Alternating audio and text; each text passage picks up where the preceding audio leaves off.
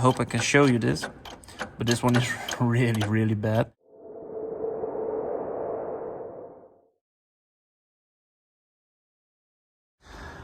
Hello and welcome to our first video of our channel Shop for Track. Today we want to tell something about Shop for Track and also about this tractor. But at first, we are Shop for Track. We're selling parts worldwide for these tractors for Iseki, Kubota, Yanmar, Hinomoto, Shibaura and so on. We sell like cylinder heads, cylinder head gaskets, we sell water pumps. You can find us on shopfortrack.com. If you have any interest about these videos, please subscribe our channel so we can make some more videos about these tractors, about common problems and so on. We also want to show you some water pumps, how you can install them, etc. Today we will try to, we really want to try, because I will do it myself. I'm not a mechanic. I will try to fix this transmission axle in the front. A really common problem from these tractors, especially for the Landhope series, from the 120 till the 240. You also have a 5 series and a 7 series behind these numbers. The 5 series is the first facelift, and the 7 series is the newest facelift, so the second facelift of this tractor. They are produced, I thought, from 1980 till 1995. I don't know exactly, I need to look it up if people want to know. Or you can, of course, send it in the comments. So today we will try to fix this transmission, and I will show you some very common issues with these tractors. So I will show you now. So we will try to remove the parts from this tractor. So also this part.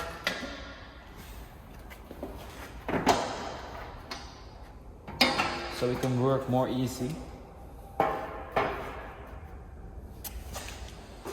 Iseki used for the smaller tractors the Mitsubishi engine. It's a really good engine. This one is the K3D. They start with the K3A, K3B, K3C and K3D. They also have the K3A, etc, etc. But the most common engines are these ones. So this one is the K3D. Most common problems of these engines are the piston rings. You can recognize them with white smoke and of course oil consumption, etc. Also the head gasket is a familiar problem. If the engine is going to be too hot, then that's a familiar problem. Also the radiator, sometimes they leak, then they need to be replaced.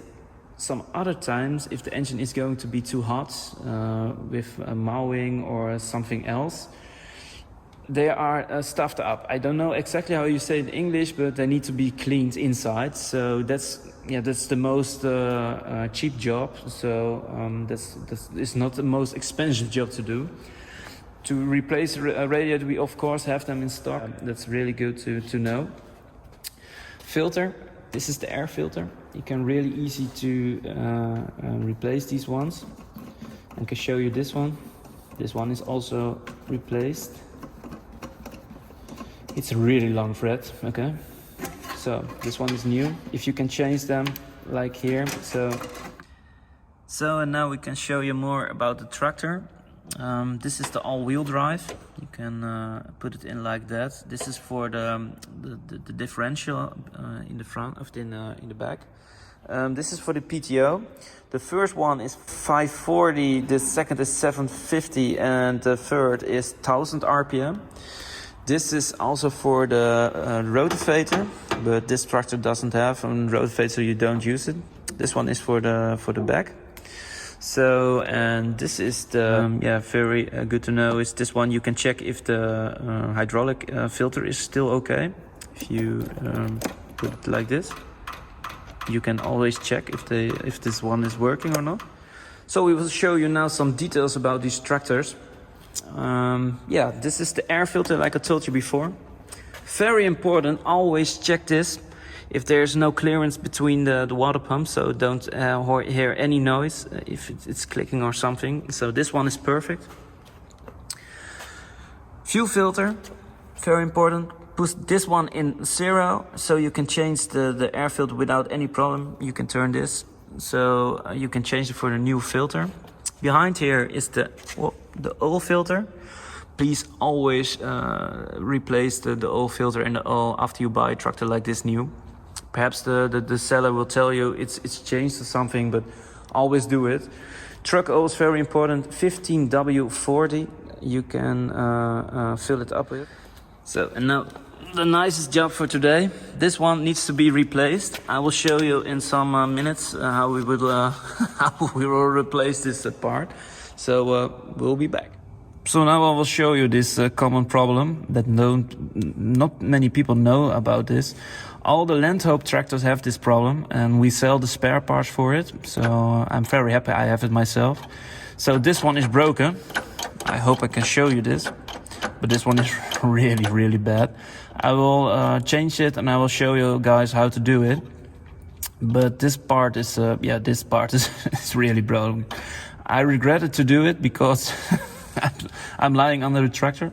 But I will show it in a few minutes. I really need to first redo the bolts, and then I can show you how to do it because I have one hand and I need to.